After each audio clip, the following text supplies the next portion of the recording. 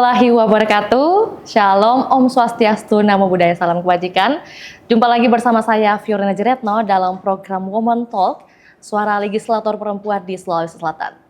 Dan tentu Tribun Timur menghadirkan program ini dalam rangka memberikan platform bagi legislator perempuan di Sulawesi Selatan, berbagi pengalaman dan juga sudut pandang mereka terkait peran perempuan hari ini. Dan pada kesempatan yang berbahagia ini, Vio sudah bersama narasumber yang luar biasa dan tentunya tak kalah cantik dari Vio. Ada Kak Desi Susanti Sutomo SEMSI selaku anggota Komisi A DPRD Provinsi Sulawesi Selatan. Tentu kita langsung saja mendengar suara mertu dari Kak Desi. Untuk itu, selamat siang Kak Desi. Assalamualaikum warahmatullahi wabarakatuh. Assalamualaikum warahmatullahi wabarakatuh. Selamat siang dan juga Tribuners yang sementara menyaksikan kita. Selamat siang. Oke. Apa kabar semua? Semoga baik-baik saja ya Kak. Amin. Insya Allah. Iya.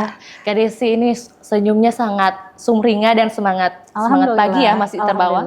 Alhamdulillah. Ya. Kak Desi boleh mungkin bagaimana kabar dan kesibukan akhir-akhir ini? Kabarnya alhamdulillah baik ya, dan sekarang ini memang sementara meniti untuk ke tingkat yang lebih tinggi lagi, jadi banyak di dapil juga. Banyak di dapil. Kak Desi kalau boleh tahu dapil mana nih? Saya sekarang ini di dapil 2 kabupaten, Kabupaten Wajo dan Kabupaten Sopeng. Kabupaten Wajo dan Kabupaten Sopeng, Kak. Apakah mungkin ada kendala nih Kak selama berkecimpung di 2 kabupaten ini Kak? Ya alhamdulillah sih selama ini dengan 2 periode ini ya, tidak ada kendala. Semua masyarakat alhamdulillah sangat hangat dengan penerimaan kami sebagai wakil rakyat dari 2 kabupaten sebagai penyambung lidah dari masyarakat. Jadi secara terbuka ya, masyarakat juga senang begitu dengan kehadiran Kak Desi. Iya, alhamdulillah. Kak Desi tadi kan sudah sempat sebutkan bahwa 2 periode nih. Bagaimana perjalanan karir Kak Desi ini? Apakah memang langsung terjun ke dunia politik di saat usia muda atau mungkin bagaimana nih Kak? Boleh diceritakan kepada Tribuners? Oh ya, kalau bercerita sedikit kita runut dulu ya. Oke. Mungkin ketertarikan ke dunia politik ya, awalnya seperti apa? Saya sebelumnya di Makassar, maksudnya di salah satu TV lokal swasta yang ada di Makassar, dan diposisikan sebagai pembaca berita dan juga reporter yang banyak berkecimpung di dunia DPRD. Nah, tentunya dari situ saya bisa mengetahui secara tidak langsung bahwa seperti ini ternyata politik yang ada, khususnya di Sulawesi Selatan. Nah, waktu itu juga saya runut kembali, kalau mungkin dibilang penyiaran seperti Adek Vio ini, kenapa bisa sampai ada di situ, mungkin bisa saya runut kembali ya. Boleh banget Kak Desi. Jadi kita juga dapat insight baru nih bagi penonton kita juga ya. Benar. Apalagi sekarang zamannya teknologi, jadi adik-adik kita yang mempunyai skill, potensi itu harus banget menunjukkan kemampuan mereka di dunia teknologi sekarang ini. Nah, pada waktu itu saya kan kuliahnya di salah satu sekolah kuliah swasta yang ada di Makassar, dan ternyata kesempatan tersebut dengan hanya 7 orang pribumi, karena saya memang fokusnya ke waktu itu hanya berpikiran untuk masuk di kantor saja dalam hal perbankan. Jadi saya sekolah di kuliah di salah satu kampus yang fokusnya ke manajemen perbankan, dan ternyata dengan 7 orang pribumi itu saya diberi kesempatan untuk menjadi MC, dan ternyata alhamdulillah diterima baik dan sangat mereka semua, maksudnya teman-teman yang lain mengatakan saya seperti orang yang sudah biasa profesional. Nah, ternyata dari situ ada salah satu TV lokal yang terbuka lowongan untuk menerima sebagai presenter. Saya masuk dan alhamdulillah dari situ saya terpilih dari 18 calon presenter, kandidat, dan jadi 12, 8, 4, 2, dan alhamdulillah saya salah satu dari 2 tersebut.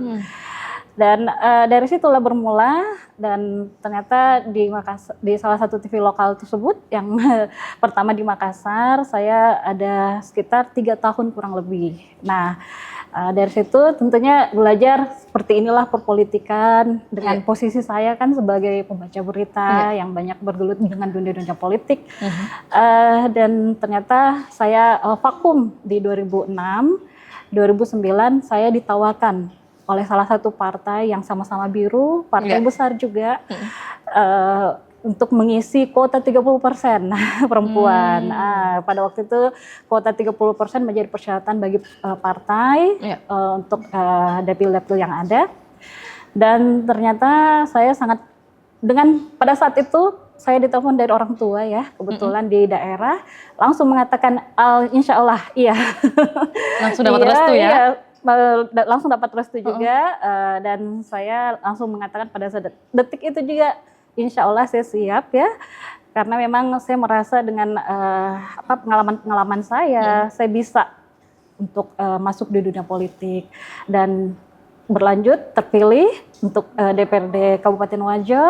Dan Kabupaten Wajo sampai dengan 2013 tidak full satu periode karena saya naik ke tingkat provinsi dengan partai yang berbeda, yaitu Partai Nasdem, partai sekarang saya. Oke, sampai sekarang ya. Iya, dan alhamdulillah dengan 2014 naik ke tingkat provinsi, ternyata belum amanah saya untuk diberikan sebagai yang terpilih pada waktu itu.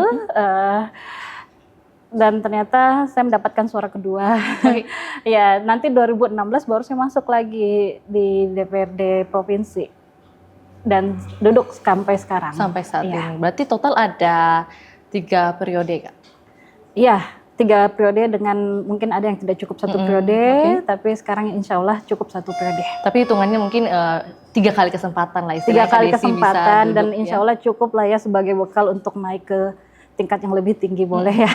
Amin. Tentunya kita juga mendoakan hal-hal baik bisa menyertai Kak Desi. Amin. Tapi mungkin secinta itu Kak dengan dunia politik bagi Kak Desi nih. Apalagi kan sosok perempuan nih biasanya ya banyak stigma-stigma yang berseliweran gitu. Kalau politik itu sebenarnya kerja-kerja sosial juga ada di dalamnya ya.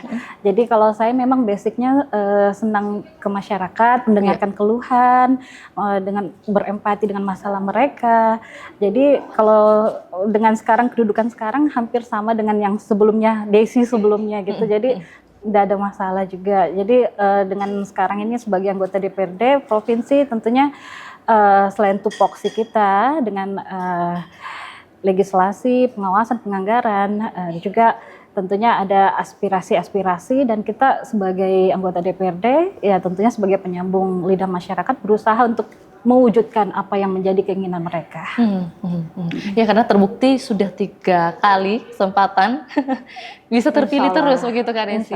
Mungkin ada kiat-kiat nggak sih yang bisa dibagikan kepada tribuners yang mungkin baru mau terjun ke dunia politik tapi masih ragu-ragu gitu Kak? Apakah ada tips-tips mungkin perbanyak apa, pengalaman mungkin di bidang apa mungkin khususnya Kak? Ya, karena sekarang kan memang lagi rekrutan untuk caleg-caleg ya, partai-partai dan memang masih ada kesempatan karena sekarang masih bongkar pasang sebenarnya untuk caleg-caleg karena nanti bulan 9 baru dicetakannya ya. Jadi kalau ada adik-adik yang ingin berkesempatan atau berminat untuk masuk dunia politik, tentunya mempunyai memahami diri dulu sendiri apakah memang mempunyai kompetensi untuk itu dan saya kira semua misalnya di dunia politik partai terbuka untuk itu. Benar-benar. Ya. Berarti kuncinya adalah memahami kompetensi diri sendiri dulu ya. Benar. Kemudian baru bisa ikut ke partai gitu. Benar-benar. Tapi kalau mungkin Kak Desi di tengah kesibukan yang lainnya pastinya turun ke dapil dan sebagainya. Ini kan biasa waktu pribadi, waktu bersama keluarga tersita nih Kak. Kak Desi mungkin bagaimana sih caranya bisa menyeimbangkan waktu pribadi secara profesional nih, kerja sebagai wakil rakyat, kemudian pada waktu-waktu tertentu perlu me time, perlu bersama keluarga, itu gimana cara bagi waktunya nih Kak? Iya, kalau saya kan sebagai seorang istri ya, yang alhamdulillah latar belakang suami juga politikus ya, politisi juga. Jadi beliau sangat mengerti seperti apa kerja-kerja dari anggota DPRD. Nah, bukan hanya pada saat di kantor saja, tapi di luar kantor pun kami bekerja. Jam 1, jam 2 kami pun ditelepon oleh konstituen karena saya memang di daerah itu mempunyai juga kendaraan operasional ambulans ya. Jadi misalnya drivernya pada saat itu lagi sibuk tidak dapat diterima, menelpon. Jadi beliau yang meminta bantuan tersebut konstituen menelpon ke saya. Jadi pada saat itu tentunya melalui WA atau telepon, pasti ini ada hal-hal yang penting. Nah, jadi dipahamilah seperti itu pada saat-saat seperti itu. Jadi kalau untuk family quality time itu ada kegiatan luar kantor, dalam kantor juga untuk anggota DPRD. Seperti kunjungan ke daerah pemilihan, itu saya tentunya dengan 5 jam perjalanan kami anggap sebagai family quality time. Dan juga tentunya dapat singgah-singgah ke kabupaten-kabupaten, Kabupaten Pare, Maros, Pangkep Baru yang kami lewati dengan mencoba berbagai masakan, berbagai makanan, kuliner. Nah itu yang saya anggap sebagai quality time bersama keluarga.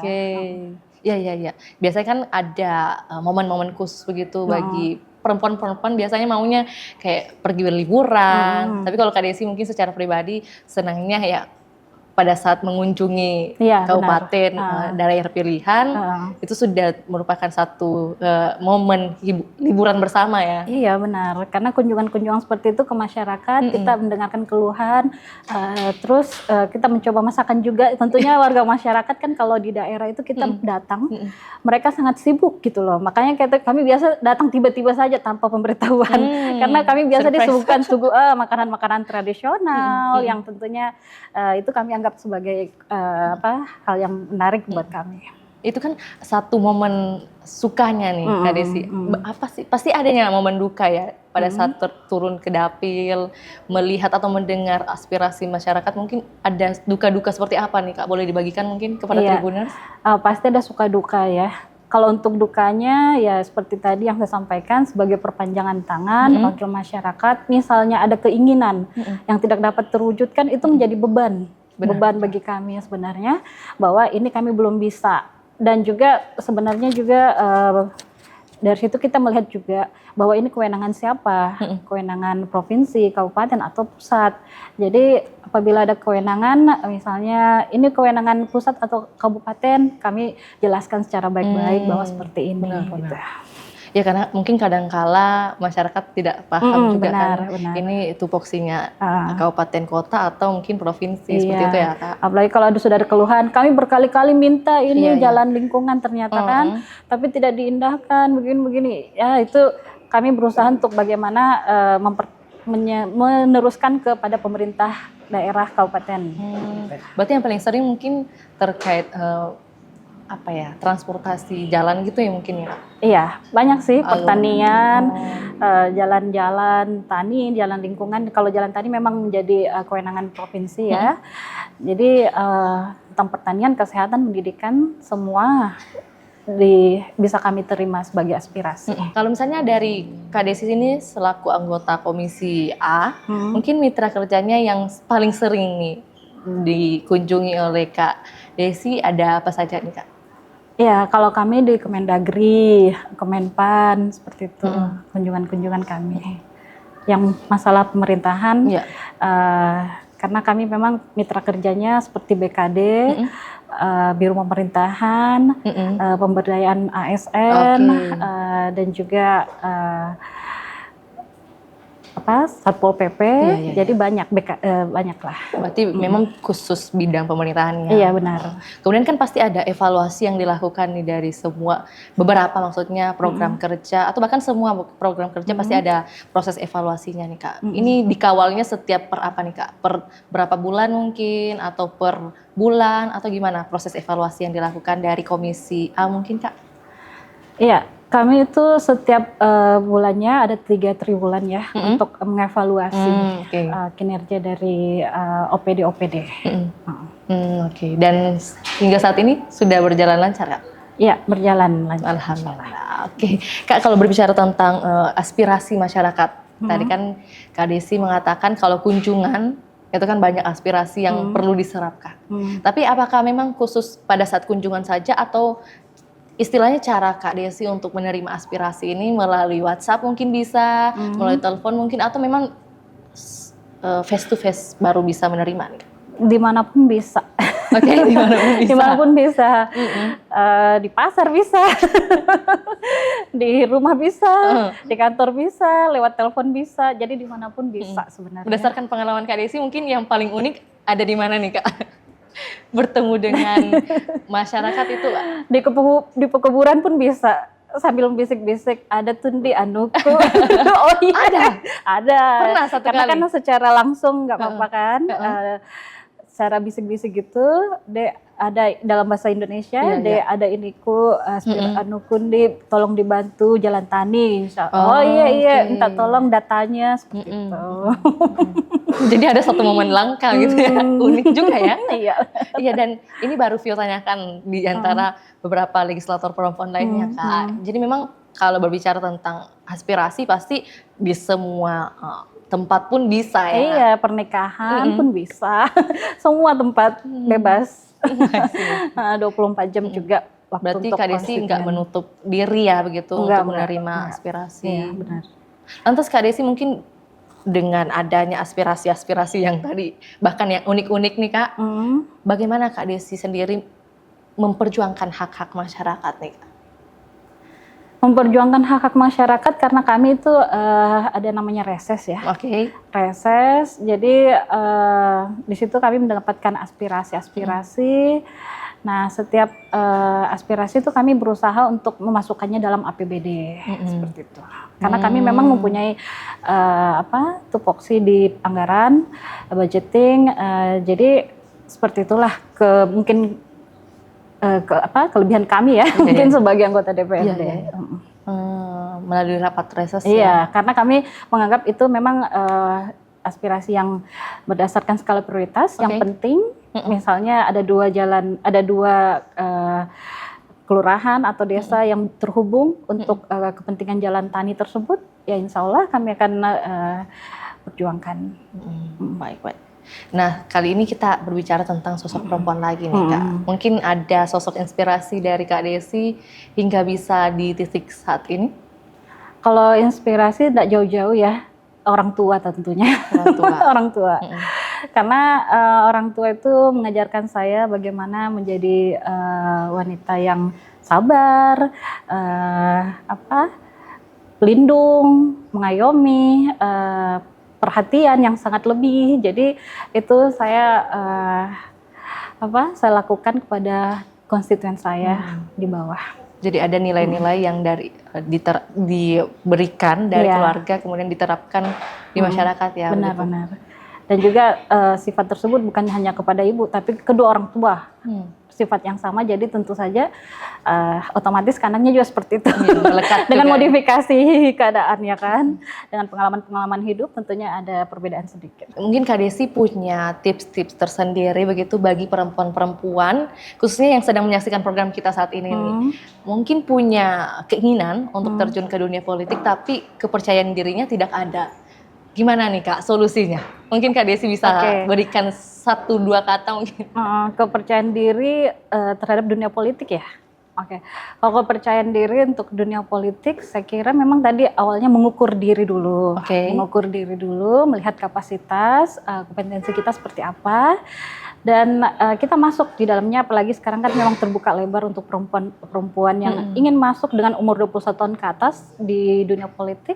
Itu dari situ kita kalau sudah kita merasa kapasitas kita sudah insya Allah bisa, ya insya Allah lah kita bisa berjalan dengan baik. Jadi kalau kepercayaan diri terhadap dunia politik itu saya kira tidak perlu ada. Karena yang penting kita bisa memperlihatkan kinerja-kinerja kita kepada masyarakat. Yang paling penting itu adalah kinerja ya, bagaimana kita bisa, ya itu tadi membantu masyarakat ya, karena kita sebagai wakil rakyat begitu ya Kak Desi. Benar. Tapi pernah nggak Kak Desi sendiri merasa insecure mungkin atau tidak percaya diri? Kepada siapa? Kepada diri sendiri mungkin kan pasti nih di satu momen pasti perempuan itu akan memikirkan ke arah sana.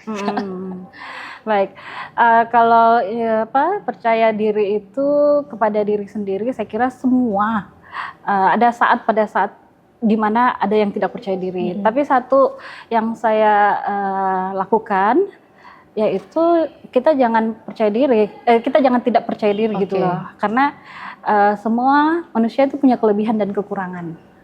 Jangan membanding-bandingkan diri kita dengan orang lain. Kita punya kelebihan yang tidak dimiliki orang lain, dan orang lain pun juga memiliki kekurangan yang mungkin kita juga tidak memilikinya. Jadi sama lah seperti itu. Jadi ada kelebihan dan kekurangan dan kita tetap belajar dengan skill kita yang ada, kita asah terus dan kita pelajari hal-hal yang baru yang memang insya Allah kan berguna untuk kedepannya skill-skill yang ada. Ngomongin soal belajar Kak Desi, berarti seberapa penting nih pendidikan menurut Kak Desi khususnya bagi perempuan? Pendidikan untuk perempuan sangatlah penting ya, karena perempuan kan akan menjadi ibu. Oke. Ibu dan ibu tentunya akan mencetak generasi penerus. Benar. Yang ilmu-ilmu itu tentunya menjadi madrasah atau pendidik utama adalah ibu. Ibu kan yang dasarnya saja harus diberikan dari ibu gitu ya. Dasar-dasarnya saja membaca, berdoa, menulis, menghitung, itu kan madrasah utama adalah ibu, dan yang paling penting adalah adab, tata krama, sopan santun. Jadi saya kira sangat penting bagi perempuan, meskipun ada juga perempuan yang mungkin tingkat pendidikannya maksudnya hanya sampai bawah ya, karena ekonomi yang tidak mampu, mungkin SD, tapi ibu itu tersebut mempunyai tata krama yang baik, adab, sopan santun, saya kira tidak ada masalah, banyak yang sukses juga anak-anak beliau gitu. Jadi etika juga penting, ya, bukan benar. hanya ilmu pengetahuan ya. Kalau pendidikan tinggi tapi etika nol, etika nggak ada, saya kira nol juga. Lantas bagaimana dengan statement mungkin biasa Kak Desi dengar ya, perempuan katanya nggak usah sekolah tinggi-tinggi, takut nanti laki-laki pada lari, ya, atau juga ujung-ujungnya masuk dapur. Oh gitu, enggak lah ya, karena di zaman modern sekarang ini laki-laki ada ya yang berpikiran seperti itu ya. Barangkali ada di luar sana. Oke. Kalau ada yang berpikiran seperti itu di zaman modern sekarang ini memang perlu diberikan pemahaman ya. Kalau sekarang zaman yang sudah modern mungkin berbeda dengan pada saat 70-an, 80-an ya kan, 90-an. Dan saya kira yang paling penting adalah komunikasi. Komunikasi mungkin di luar sana memang ada yang misalnya ibu ini ingin bekerja tapi dilarang, dan itu hak suami sebenarnya, hak suami karena dari agama Islam ya khususnya. Apa yang terjadi pada istri itu adalah misalnya untuk keluar rumah, apalagi nih kalau kerja di luar rumah seharian dari pagi sampai sore tentunya membutuhkan izin dari suami. Jadi itu hak suami untuk melarang atau mengizinkan. Nah, kalau dibilang keinginan untuk bekerja, mungkin ada ya ibu-ibu seperti itu yang mengalami hal tersebut. Mungkin karena dari basic latar belakang pendidikannya yang ingin dituangkan dalam dunia, dalam kehidupannya, atau memang basicnya yang dibutuhkan oleh masyarakat banyak, ya kan? Itu saya kira memang harus komunikasi lah kepada suami bahwa seperti ini. Dan saya kira laki-laki sekarang pikirannya sudah terbuka semua, ya. Udah open minded ya. Betul, open minded. Berarti dukungan orang terdekat itu sangat penting juga ya bagi pendidikan sosok perempuan saat ini. Iya, benar-benar. Iya, mungkin sebelum kita ke pertanyaan terakhir nih, Kak Desi mungkin dalam diri sendiri pernah nggak berpikiran atau apa sih pencapaian terbesar Kak Desi begitu bagi masyarakat? Pencapaian terbesar saya ya adanya masyarakat yang selalu mendukung saya. Masyarakat yang selalu mendukung saya. Jadi itu pencapaian terbesar saya. Cukup sampai sana? Cukup sampai sana. Berarti pencapaiannya mendapat dukungan dari banyak masyarakat. Betul. Ya. Oke. Ini kesempatan pertanyaan terakhir sekaligus juga closing statement dari Kak Desi. Mungkin apa sih yang boleh disampaikan kepada Tribuners yang sedang menyaksikan kita, khususnya mungkin perempuan, seperti tadi yang Vio katakan, memang butuh kompetensi di dunia kerja, di dunia politik, dan pokoknya di semua ranah begitu. Apa sih yang perlu mereka miliki dan pertahankan? Yang buat adik-adik semua, khususnya perempuan ya, yang seperti tadi saya sampaikan, pelajari dan asah ilmu-ilmu yang ada, apalagi sekarang zaman modern yang teknologi tuh gampang sekali kita pergunakan untuk pemberdayaan diri kita sendiri. Itu gampang sekali, adanya beberapa aplikasi yang bisa meningkatkan skill-skill kita, itu bisa kita pergunakan. Dan juga tentunya mungkin jangan membanding-bandingkan diri yang tadi saya sampaikan, karena semua punya kelemahan dan kelebihan, dan asah terus skill yang ada, dan berpedoman pada zikir hasbunallah wa ni'mal wakil, cukuplah Allah bagiku. Mungkin seperti itu aja. Baik, nah, kita beri aplaus yang meriah buat Kak Desi. Terima kasih Kak Desi atas sharing-sharingnya. Semoga perbincangan kita ini bisa bermanfaat bagi Tribuners yang menyaksikan dan juga masyarakat secara luas. Amin, amin. Untuk itu terima kasih Kak, sehat dan sukses selalu Kak Desi. Amin, amin. Ya, tentunya saya juga ucapkan terima kasih kepada Tribuners yang hingga saat ini masih setia menyaksikan program Women Talk. Dan jangan lupa untuk saksikan program dari Tribun Timur lainnya. Untuk itu saya Fiorina Retno mewakili Kak Desi dan juga tim pamit undur diri. Assalamualaikum warahmatullahi wabarakatuh. Sampai jumpa. Waalaikumsalam warahmatullahi wabarakatuh. Dah.